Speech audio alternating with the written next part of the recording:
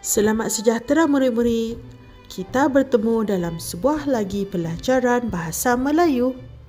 Kali ini kita akan pelajari tentang dua kata hubung, iaitu sambil, lalu.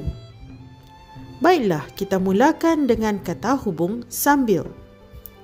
Sambil digunakan untuk menunjukkan dua perbuatan yang dilakukan pada masa yang sama.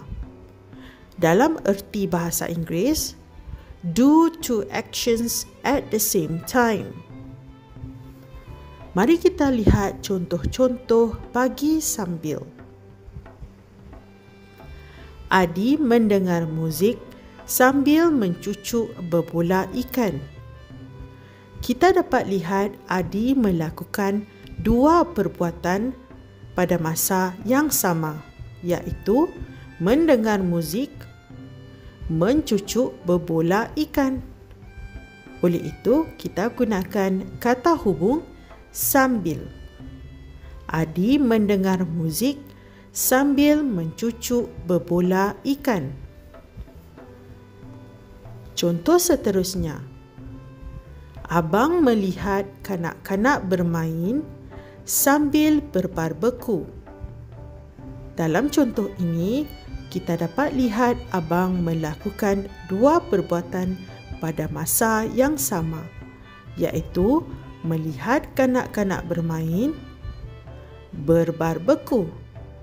Oleh itu, kita gunakan kata hubung sambil. Abang melihat kanak-kanak bermain sambil berbarbeku. Contoh ketiga.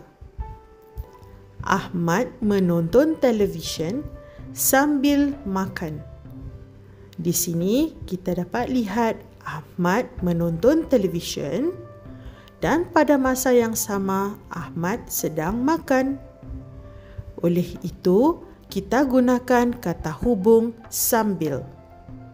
Ahmad menonton televisyen sambil makan.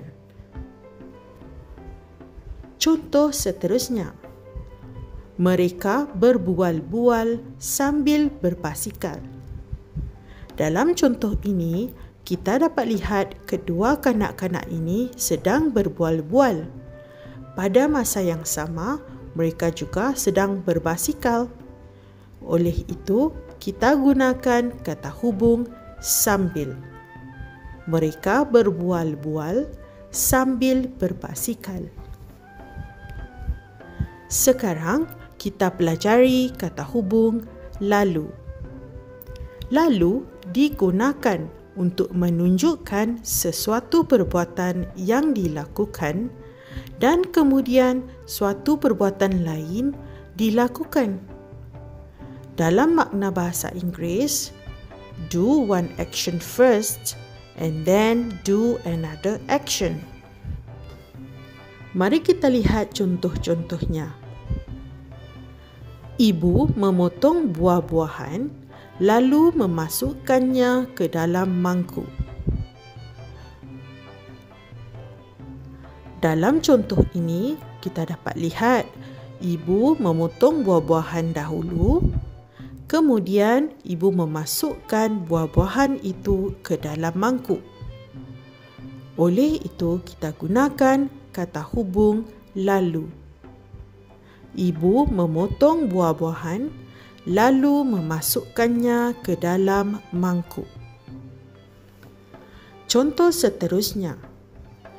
Kakak mengangkat mangkuk itu lalu meletakkannya di atas meja. Kita dapat lihat kakak mengangkat mangkuk itu, kemudian kakak meletakkan mangkuk itu di atas meja. Oleh itu, kita gunakan kata hubung lalu. Kakak mengangkat mangkuk itu lalu meletakkannya di atas meja. Contoh ketiga. Budi mengambil sebuah buku lalu membaca buku itu. Di sini, Budi mengambil sebuah buku, kemudian Budi membaca buku itu. Oleh itu, kita gunakan kata hubung lalu.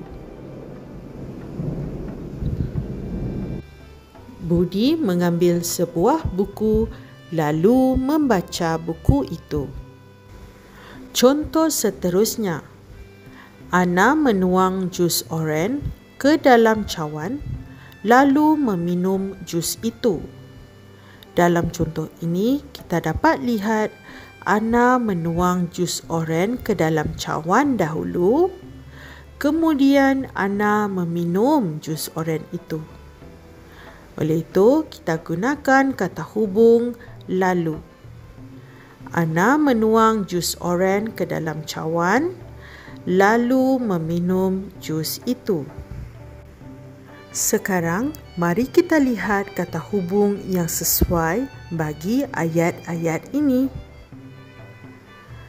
Mereka memancing lalu sambil mendengar muzik.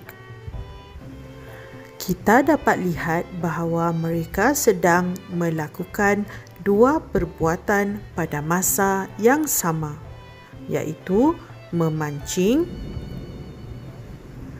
dan mendengar muzik. Oleh itu, kita gunakan kata hubung sambil. Mereka memancing sambil mendengar muzik.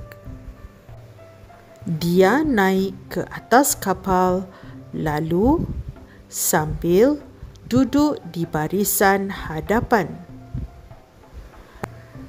Kita dapat lihat bahawa lelaki ini naik ke atas kapal dan kemudian dia duduk di barisan hadapan. Oleh itu, kita gunakan kata hubung lalu. Dia naik ke atas kapal lalu duduk di barisan hadapan. Secara rumusan, sambil digunakan untuk menunjukkan dua perbuatan yang dilakukan pada masa yang sama. Ataupun dalam makna bahasa Inggeris, do two actions at the same time. Untuk kata hubung lalu, lalu digunakan untuk menunjukkan sesuatu perbuatan yang dilakukan dan kemudian suatu perbuatan lain dilakukan. Dalam makna bahasa Inggeris, do one action first and then do another action. Sekian saja pelajaran kita untuk kali ini. Sehingga berjumpa lagi.